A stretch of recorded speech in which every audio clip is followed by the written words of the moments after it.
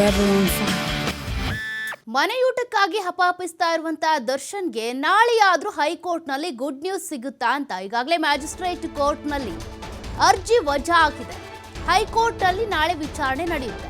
ಹಾಗಾದ್ರೆ ನಾಳೆ ಆದ್ರೂ ದರ್ಶನ್ಗೆ ಮನೆಯೂಟದ ಭಾಗ್ಯ ಸಿಗುತ್ತಾ? ಈಗಾಗಲೇ ಅರ್ಜಿ ರದ್ದು ಮಾಡಲಾಗಿದೆ ಮ್ಯಾಜಿಸ್ಟ್ರೇಟ್ ಕೋರ್ಟ್ನಲ್ಲಿ. ಹೀಗಾಗಿ ಕಾಟೇರನಿಗೆ ಹೈಕೋರ್ಟ್ನಿಂದ ಆದ್ರೂ ಮನೆಯೂಟದ ಭಾಗ್ಯ ಕರುಣಿಸುತ್ತಾ? ನಾಳೆ ಹೈಕೋರ್ಟ್ ದರ್ಶನ್ ಪರ ತೀರ್ಪನ್ನ ನೀಡಿದ್ರೆ ಮನೆಯೂಟ, ಇಲ್ಲಾಂದ್ರೆ ಮತ್ತೆ ಜೈಲೂಟವೇ ಗತಿ. ಮುದ್ದೆ, ಬಸ್ಸಾರು, ಚಪಾತಿ, ಜೈಲೂಟದ ಮೆನು ಪ್ರಕಾರನೇ ಊಟ ಮಾಡಬೇಕಾಗುತ್ತೆ.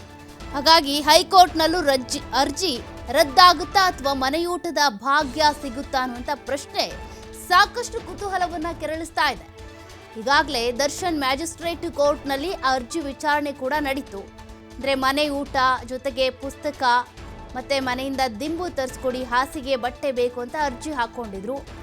ಆ ಅರ್ಜಿಯ ವಿಚಾರಣೆನ ಮ್ಯಾಜಿಸ್ಟ್ರೇಟ್ ಕೋರ್ಟ್ನಲ್ಲಿ ಮಾಡಲಾಯಿತು. ಮ್ಯಾಜಿಸ್ಟ್ರೇಟ್ ಕೋರ್ಟು ಕೆಲವೊಂದು ಸೆಕ್ಷನ್ಗಳ ಆಧಾರದಲ್ಲಿ ಇಟ್ಕೊಂಡು ಅವುಗಳನ್ನು ಉಲ್ಲೇಖ ಮಾಡುವ ಮೂಲಕ SP ಪ್ರಸನ್ನಕುಮಾರ್ ಅವರು ಕೂಡ ಇವರಿಗೆ ಜೈಲೂಟದೇ ಫಿಕ್ಸ್ ಮಾಡಬೇಕು, ಮನೆಯೂಟ ಕೊಡುವಂಥ ಅವಶ್ಯಕತೆ ಇಲ್ಲ, ಹುಷಾರಿಲ್ಲ ಅಂತ ಅಂದರೆ ಎಕ್ಸ್ಟ್ರಾ ಜೈಲೂಟದ ಜೊತೆಗೆ ಟ್ರೀಟ್ಮೆಂಟ್ ಕೂಡ ಕೊಡ್ಬೋದು, ಬಿಸಿ ನೀರು ಕೊಡ್ಬೋದು, ಜೊತೆಗೆ ಅವ್ರಿಗೆ ಬಿಸಿ ಬಿಸಿ ಊಟ ಕೊಡ್ಬೋದು, ಜೈಲಾಸ್ಪತ್ರೆಯಲ್ಲಿ ಟ್ರೀಟ್ಮೆಂಟ್ ಕೂಡ ಕೊಡಬಹುದು, ಎಕ್ಸ್ಟ್ರಾ ಡಯೆಟ್ ಅಂತೇಳಿ ಅವರಿಗೆ ಬೇರೆ ಊಟವನ್ನು ಕೊಡ್ಬೋದು, ವಾರದಲ್ಲಿ ಒಂದಿನ ಮೊಟ್ಟೆ, ಬಾಳೆಹಣ್ಣು ಕೊಡುವ ಮೂಲಕ ಅವರನ್ನ ಆರೋಗ್ಯವಂತರನ್ನಾಗಿ ಮಾಡಬಹುದು. ಅದಕ್ಕಾಗಿ ಮನೆಯೂಟವನ್ನೇ ತರಿಸ್ಕೊಡ್ಬೇಕು ಅನ್ನುವಂಥ ಅನಿವಾರ್ಯತೆ ಏನೂ ಇಲ್ಲ ಅಂತ ಕೆಲ ಸೆಕ್ಷನ್ಗಳನ್ನು ಉಲ್ಲೇಖ ಮಾಡಿದ್ರು. ಜೊತೆಗೆ ಮರ್ಡರ್ ಆರೋಪಿ ಮತ್ತೆ ಟೆರರಿಸ್ಟ್ ಆರೋಪಿ ಇಬ್ಬರಿಗೂ ಕೂಡ ಮನೆಯಿಂದ ಊಟವನ್ನ ತರಿಸಿಕೊಡುವಂತಹ ಅವಶ್ಯಕತೆ, ಅನಿವಾರ್ಯತೆ ಎಲ್ಲೂ ಬರೋದಿಲ್ಲ. ಆ ಒಂದು ರೀತಿಯ ಕಾನೂನು ಕೂಡ ಇಲ್ಲ ಅಂತ SP ಪ್ರಸನ್ನಕುಮಾರ್ ಅವರು ಉಲ್ಲೇಖ ಮಾಡಿದರು.